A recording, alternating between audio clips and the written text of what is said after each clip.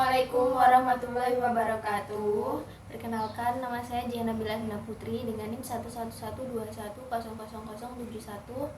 Perkenalkan, saya Anggita Danelia dengan NIM 11121000058. Video ini dibuat untuk memenuhi tugas evaluasi akhir semester dengan mata kuliah Hukum Administrasi Negara dengan dosen pengampu Bapak Hedi Wahyudi. Di sini saya akan menjelaskan tentang perlindungan dan penegakan hukum administrasi negara. Perlindungan dan penegakan hukum dalam hukum administrasi negara atau hak atas kekayaan intelektual penting untuk mendorong inovasi dan melindungi hasil kreatif seseorang. Perlindungan hakim melibatkan hak cipta, paten, merek dagang, dan rahasia dagang. Penegakan hukum hakim memastikan bahwa pelanggaran terhadap hak-hak ini dikejar dan dihukum. Ini melibatkan sejumlah pengawasan, penegakan undang-undang, dan sistem yudisial untuk menanggapi pelanggaran seperti pelanggaran hak cipta atau pencurian kekayaan intelektual. Kerjasama internasional dan lembaga seperti Pengadilan Hak Kekayaan Intelektual Dunia atau WIPO mendukung harmonisasi peraturan dan memberikan platform untuk menyelesaikan sengketa lintas batas terkait hakim. Perlindungan dan penegakan hukum dalam hukum administrasi negara lebih berfokus pada menjaga keberlanjutan pemerintahan yang efisien dan adil. Perlindungan tersebut melibatkan 1. Prinsip kepastian hukum, yaitu memastikan bahwa hukum dan peraturan administrasi negara diterapkan secara jelas dan konsisten untuk memberikan kepastian bagi warga negara dan pihak yang terlibat. Yang kedua, ketidakberpihakan dan keadilan, menjaga penyalahgunaan kekuasaan oleh pihak administratif serta menjamin pelayanan yang adil dan merata kepada semua warga negara. Yang ketiga, pengawasan dan akuntabilitas, menerapkan mekanisme pengawasan untuk memastikan bahwa lembaga-lembaga administrasi negara bertanggung jawab atas tindakan mereka. Ini bisa melibatkan lembaga audit atau ombudsman. Yang keempat, hukum tata usaha negara atau HTUN menyediakan kerangka hukum untuk kegiatan administrasi negara, memberikan dasar bagi penyelesaian sengketa administratif dan menetapkan prinsip-prinsip dasar tata cara administratif. Lalu yang kelima, pengadilan administrasi yang membentuk sistem pengadilan khusus untuk menyelesaikan sengketa administratif, memastikan bahwa keputusan administratif dapat ditinjau secara adil dan independen.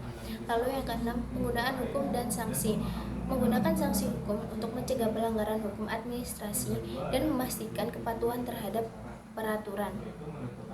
Dengan menjalankan prinsip-prinsip ini, hukum administrasi negara bertujuan melindungi hak-hak warga negara, mengatur tindakan pemerintah, dan memastikan transparansi dan akuntabilitas dalam proses administratif.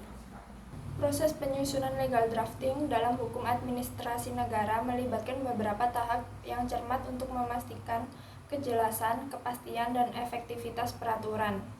Berikut adalah beberapa langkah-langkah umum dalam proses tersebut. Yang pertama, ada penyelidikan dan analisis hukum.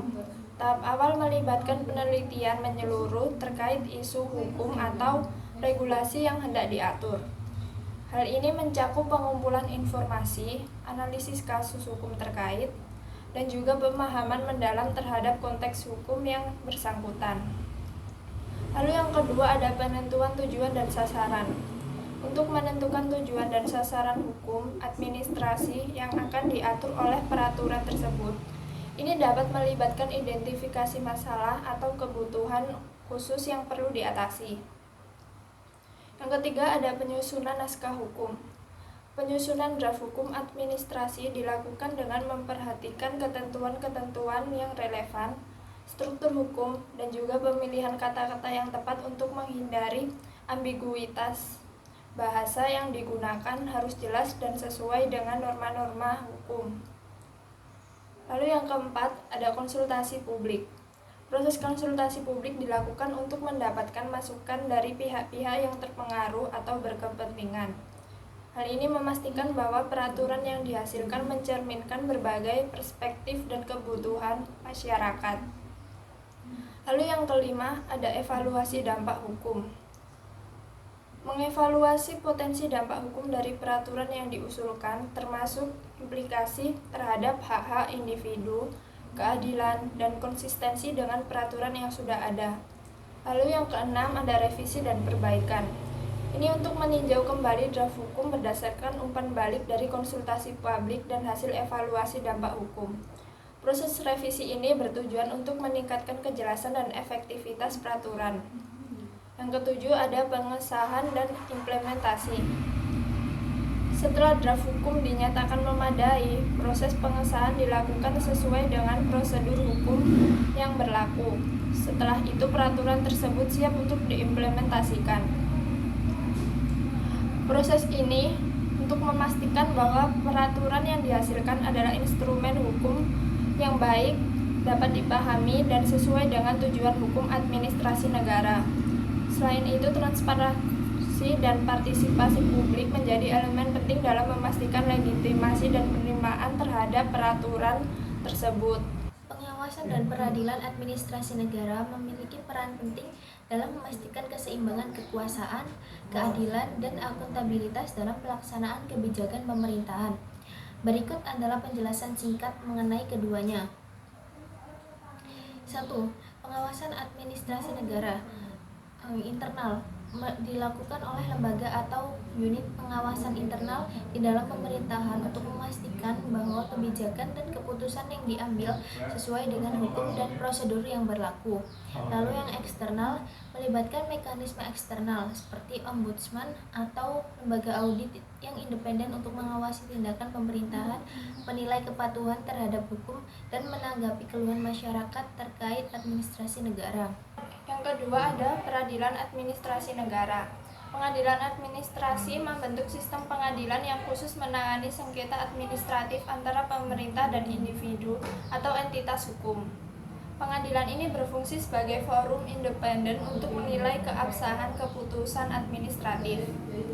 Tata cara hukum usaha negara untuk menetapkan aturan prosedural dan substansial untuk mengajukan gugatan administratif, memberikan hak kepada pihak yang terkena dampak untuk mengajukan banding atau mengajukan keberatan terhadap keputusan administratif.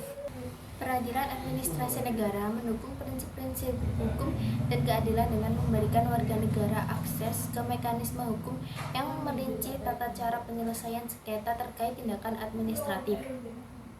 Keputusan pengadilan administrasi dapat membatalkan, memodifikasi, atau mengkonfirmasi keputusan administratif sehingga melibatkan penegakan dan perlindungan hak-hak individu dan kepentingan hukum yang sah. Secara keseluruhan, pengawasan dan peradilan administrasi negara memberikan perlindungan kepada warga negara terhadap penyalahgunaan kekuasaan dan melibatkan proses yang transparan dan adil untuk menyelesaikan sengketa yang melibatkan tindakan pemerintahan. Sekian materi yang bisa kami sampaikan, kurang lebihnya mohon maaf. Wassalamualaikum warahmatullahi wabarakatuh.